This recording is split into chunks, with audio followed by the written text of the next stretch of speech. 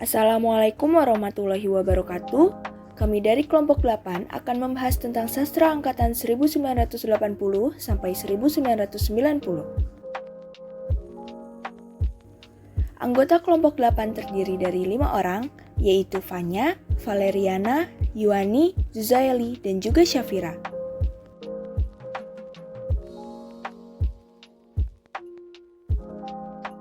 Saya Valeriana Fitria akan menjelaskan tentang sejarah sastra angkatan 80. Kelahiran sastra angkatan 80-an diwarnai dengan aturan-aturan yang ketat dan dipengaruhi oleh kegiatan politik. Angkatan 80-an lahir pada masa pemerintahan Soeharto, yaitu pada era Orde Baru.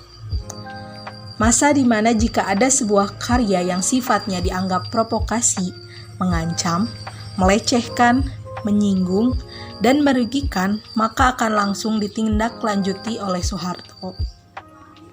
Oleh sebab itu, tema yang difokuskan pada angkatan 80-an ini yaitu tentang roman percintaan dan kisah kehidupan pada masa itu yang sifatnya tidak dianggap provokasi, mengancam, melecehkan, menyinggung, dan merugikan. Tema roman percintaan dan kisah kehidupan ini pun didasari oleh kemajuan ekonomi dan hidup yang indah bagi masyarakat. Periode 80-an ini merupakan sastra yang dinamik, yang bergerak bersama masyarakat untuk menuju kehidupan yang baru dengan wawasan konstitusional. Para sastrawan mengikuti perkembangan zaman yang dituntut adanya keberanian dan kreativitas untuk berkarya. Banyak karya sastra yang dijadikan drama dalam radio. Pada periode 80-an ini, karya sastra film juga sangat berkembang pesat. Perfilman Indonesia banyak ditonton dan diminati oleh masyarakat, dan para sutradara pun aktif dalam menciptakan film-film baru. Selanjutnya, hal yang tak boleh dilupakan pada era 1980-an adalah tumbuhnya sastra yang beraliran pop, yaitu lahirnya sejumlah novel populer yang dipelopori oleh Hilman Hariwijaya dengan serial Lupusnya. Sastra populer atau sastra pop merupakan sastra yang esensinya lebih rendah dari sastra non-pop. Sastra pop dianggap tidak memiliki keindahan dari segi pemaknaan karena sekali baca, seorang pembaca bisa langsung mengetahui makna yang ingin disampaikan oleh sang pengarang. Tidak seperti sastra non-pop, sastra pop cenderung lebih mengutamakan permintaan pasar daripada keindahan estetik yang tersaji lewat penyampaian maupun makna yang tersirat di dalam karya tersebut. Kebudayaan sastra angkatan 80. Karena sastra angkatan 80-an lahir pada era Orde Baru, yang mana kita ketahui adalah pemerintahan yang dipimpin oleh Presiden Soeharto dan merupakan salah satu pemerintahan yang cukup ketat, maka ketika ada sebuah karya yang sifatnya dianggap provokasi, menyinggung dan merugikan pemerintahan, maka akan langsung ditindaklanjuti.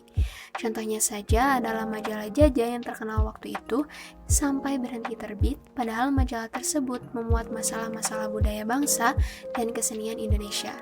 Bisa kita bayangkan apa yang akan terjadi jika karya-karya sastra itu memuat hal-hal yang sensitif yang mungkin menyangkut pemerintahan atau bahkan mengkritik pemerintahan.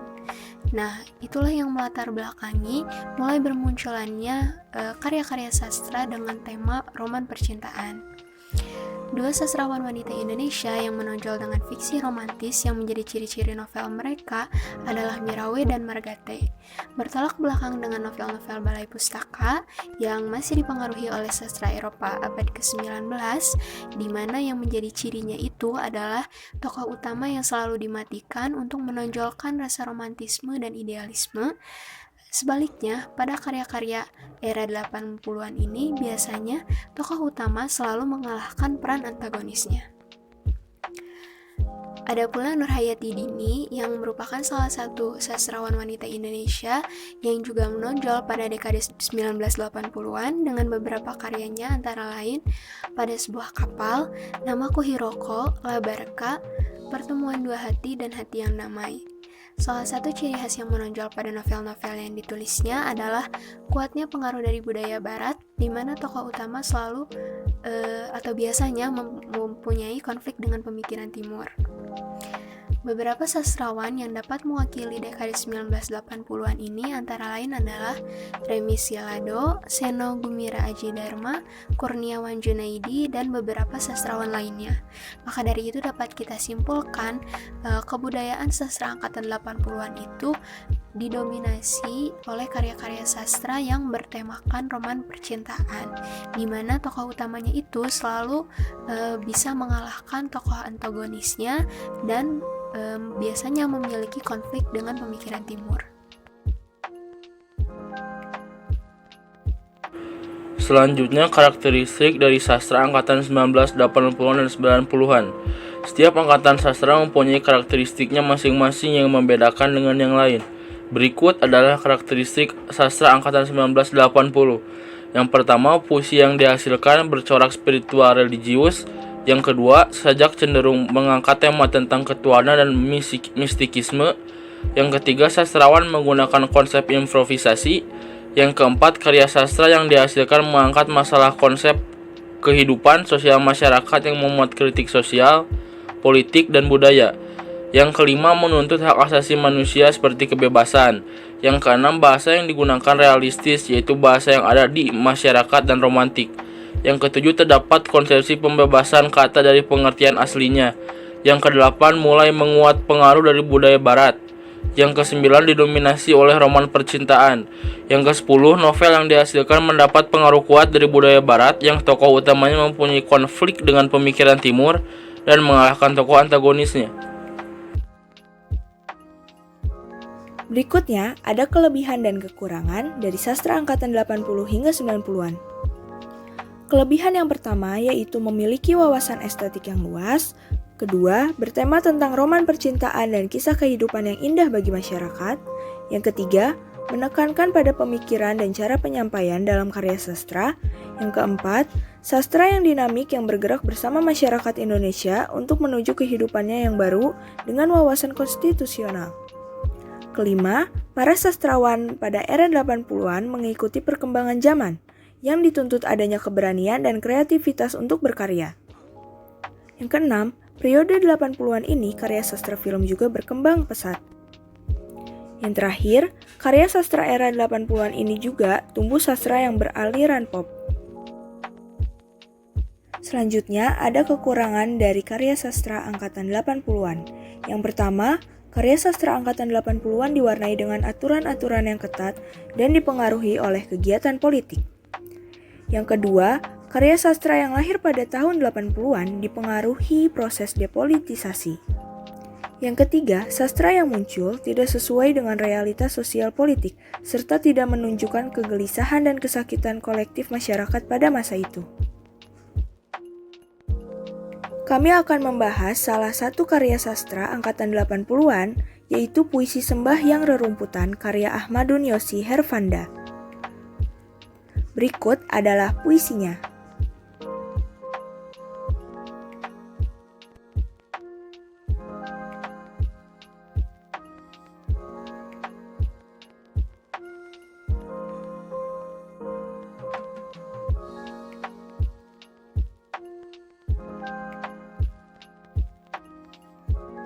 Analisis puisi Sembahyang Rerumputan karya Ahmadun Yosi Herfanda. Unsur intrinsik, tema, ketaatan beribadah kepada Tuhan Yang Maha Esa. 2. Diksi. Dalam puisi karya Ahmadun Yosi Herfanda ini, diksi atau pilihan kata dari setiap bait puisi yang digunakan mudah dipahami maknanya. Misalnya kata aku rerumputan. Kata ini memiliki arti bahwa rerumputan diartikan sebagai manusia. Majas. Majas metafora yaitu gaya bahasa yang membandingkan dua hal secara langsung tanpa menggunakan kata-kata pembanding. Majas tersebut dibuktikan pada bait Aku rerumputan yang dibangun dari kata aku dan rerumputan.